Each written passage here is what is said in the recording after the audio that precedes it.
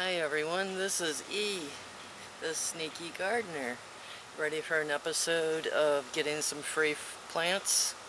I've been in St. Charles the last 4 days, Thursday to Sunday, staying with my brother and his wife, and I did some videos. Some of them didn't turn out too well. My camera's having a few issues with focusing, so I don't have all the footage, but I'm going to show you what I did when I snuck outside and took a look at her plants. And also, she sent me home with a new friend. I'd like you to meet Harry. He's actually a cactus that's full of hair, and I put this is a rose that I crocheted and gave him a couple of eyes. Okay, let me give you a close-up of him right here. He's got 2 eyes and a rose hat on a wire, so it doesn't mess up his little fro. But he's really soft and fluffy until you touch really deep in, and he's for sure a cactus. But the rose, I used to make the roses like this. This is actually a roll of toilet paper hiding underneath of there for the bathroom.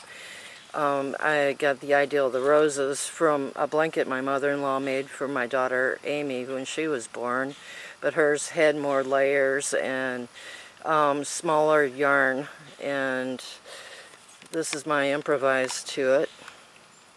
Okay, now let's improvise and pretend we're back, traveling back in time, and go outside and see what we can find. This is my new hat. And yeah, I still have the price tag on it. I can be many pearl today. But this will be part 1 and part 2. Part 2, I'm going to show you how I'm going to propagate the cuttings to create new plants for free. So let's get on with the show and get sneaky. Okay, this is a fully mature Wisteria. It's 16 years old, and here's the dry pods that you would take the seeds out of. And these pods are forming from this year's flowers. They're still green. You want to wait till they're fully dry and pop them open and try propagating them from seed. Here's what the seed looks like inside, just a little brown seed, and this one was already opened, so it either may or may not produce a plant, where these guys were pretty much protected. We'll give a shot to both of them. The plant itself, there's 2. One parent is in that area, the other parent root is in this area. And with this one still getting more sun, the Wisteria normally blooms in spring, and this one's still blooming in July, so this one's really happy and healthy. Here's the start of the flower getting ready to open. Let's see what we can find today. See all the ground cover here that spilled over and rerooted itself in the ground here.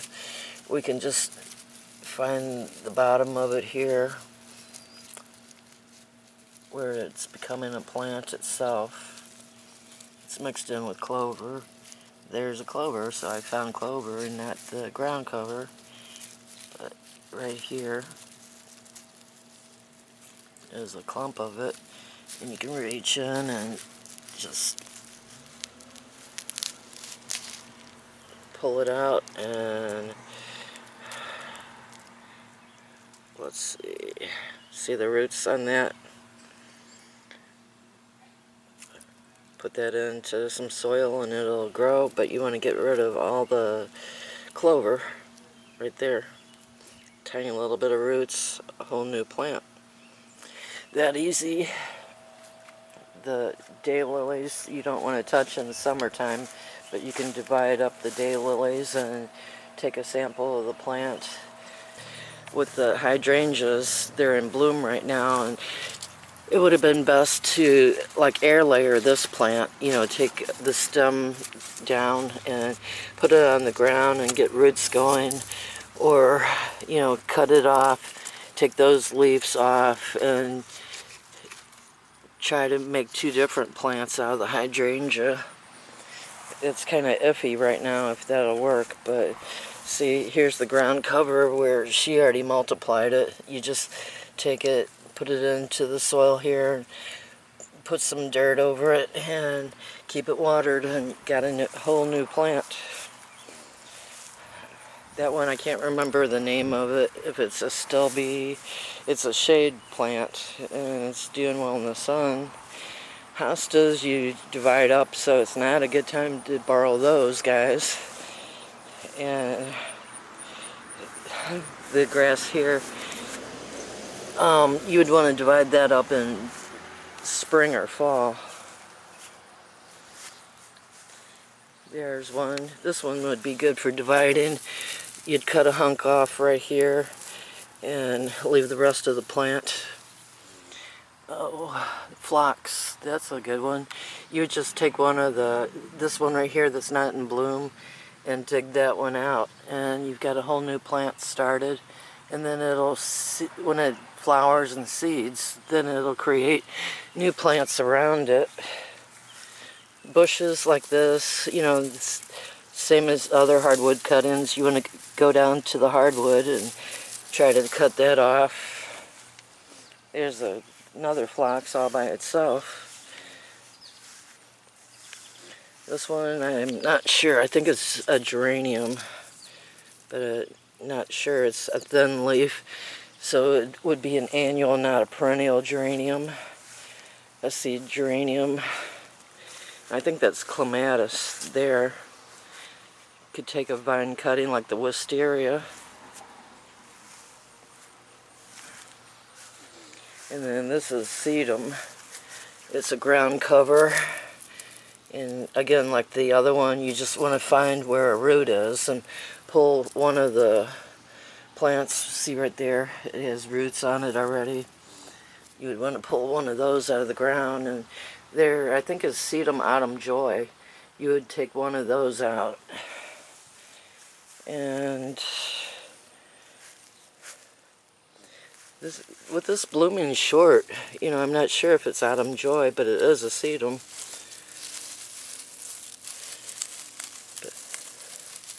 You can go down and find the roots, or you can just take a plant and strip the leaves off and try to propagate it that way. Oh, she has a Japanese maple. I think it's an acres one. I lost mine down at the house, and it would be like, wow, definitely want a cutting off of this. With the sweet potato vine, you're going to go to where there's the new growth. You can see right there. And you're going to go down, and you're going to cut like right about, you can pretty much cut anywhere and stick it in the ground, it'll come right back, but I'm going to cut like right there. Okay. And then what you do when you go to replant this, you'll just pull this one off and that little one, and you'll stick that right in your soil. Say like you want it in mixed in plants, you'll just stick it right in there with the soil and water it, and it'll just come right back. Okay. This is another sweet potato vine with the new growth. We're just going to chop it right there. Like I said, just stick it right in your soil, and it'll come right back. Okay, the grass here, let's see if I can get you a full view. You want to go over here to the side like this and dig down, and then cut the edge right here where it's connected to the main plant. And there you go. This will create several more of those plants right there.